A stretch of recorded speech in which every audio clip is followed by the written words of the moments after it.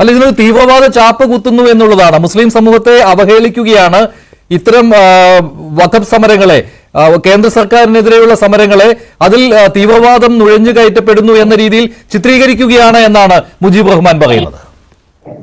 അല്ല, ശ്രീ മുജീബ് റഹ്മാന്റെ വാദത്തോട് യോജിക്കാനായിട്ട് സാധ്യമല്ല.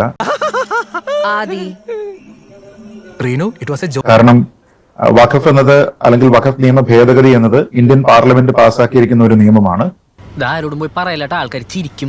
നിശ്ചയമായും അതിനോട് രാഷ്ട്രീയമായിട്ടുള്ള വിയോജിപ്പുകളുള്ള ആൾക്കാരുണ്ടാകും. അങ്ങനെയുള്ള ആൾക്കാർക്ക് അനുവദനീയമായ രീതിയിലത്തേക്കുള്ള പ്രതിഷേധം എന്ന് പറയുന്നത് അവരുടെ മൗലികമായിട്ടുള്ള ഒരു അവകാശമാണ്. കാര്യം കോടതികളൊക്കെ തന്നെ അംഗീകരിച്ചിരിക്കുന്ന കാര്യവുമാണ്. അപ്പൊ ആൾക്കാർക്ക് ബുദ്ധിമുട്ടുണ്ടാകാതെ, യാതൊരു വിധത്തിലുള്ള ക്രമസമാധാന പ്രശ്നങ്ങളും ഉണ്ടാക്കാതെ ആ നിയമം തങ്ങൾക്ക് താല്പര്യമുള്ളതല്ല എന്ന് പ്രതിഷേധം പ്രകടിപ്പിക്കുന്നതിനുള്ള അവകാശം നമ്മുടെ ഭരണഘടന തന്നെ അവർക്ക് നൽകിയിട്ടുണ്ട്. സത്യമാണോ അംസേ?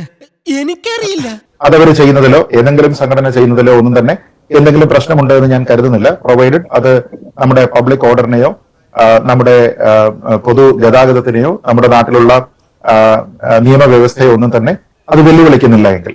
ശ്രീ കെന്നഡി കരിമ്പിൻകാലയിൽ ഇതത്ര നിഷ്കളങ്കമായ ഒരു കാര്യമായിട്ട് താങ്കൾക്ക് തോന്നുന്നുണ്ടോ? സാധാരണയായി പലയിടങ്ങളിലും സംസ്ഥാനത്ത് ഹമാസ് നേതാക്കളുടെ ചിത്രങ്ങൾ പല അവസരത്തിലും ഇസ്ലാമിക് സംഘടനകൾ ഉയർത്തിക്കാട്ടിയിട്ടുള്ളതാണ്.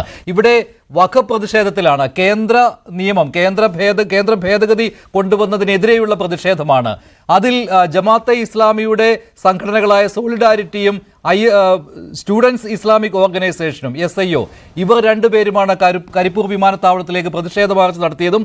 ആ മാർച്ചിലാണ്, ആ ദൃശ്യങ്ങൾ കാണാം, ദൃശ്യങ്ങൾ പ്ലേ ചെയ്യും.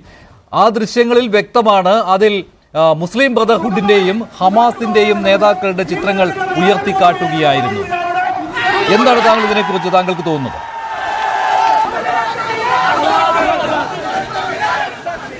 ഇത് കേരളത്തിൽ ആദ്യത്തെ പ്രാവശ്യമല്ലല്ലോ. അതൊന്നും എനിക്കറിയണ്ട. മഞ്ജുഷ, ഞാൻ ചോദിക്കട്ടെ, ഇന്ത്യയിൽ നിരോധ സംഘടനകളിൽ നമ്മളൊക്കെ അരിഭക്ഷണം കഴിക്കുന്നതല്ലേ ഈ ലോകത്ത് മുഴുവൻ കഴുത്ത് കണ്ടിക്കുന്ന വർഗമല്ലേ അത്? 100% ഞാൻ യോജിക്കുന്നു. ഇത് തീർന്നില്ലേ? നിർത്തി തൽക്കാലം വിരമിക്കട്ടെ. നമോ വാഗം വിട.